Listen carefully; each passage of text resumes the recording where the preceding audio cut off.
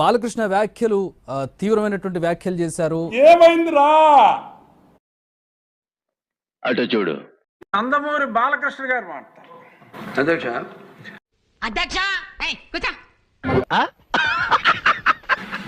అప్పుడు అందరూ ఇండస్ట్రీ కలవడానికి వెళ్ళినప్పుడు ఈడేంట్రా ఎంతమందిని వేసుకొస్తున్నాడు? సైకో గాడిని ఏంటి బాబు అన్న ఇంకోసారి అన్న సైకో గాడిని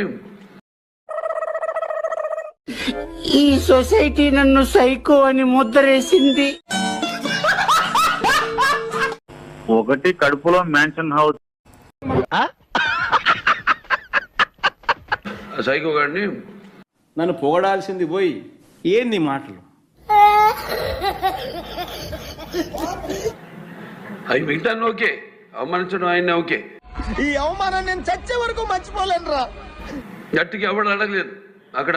అది మీరు అన్నారు ఇందాక. అన్నానా అన్నా అదే ఉంటారు సార్. కడుపులో మ్యాన్షన్ హౌస్ ఉండటం వల్ల సంస్కారం కోల్పోయాడు అనేది అర్థం అవుతుంది. సంస్కారం హీనంగా మాట్లాడాడు. నేను ఇలాగే మాట్లాడతాను. ఇష్టమైతే ఉండు లేకపోతే పో. ఎలా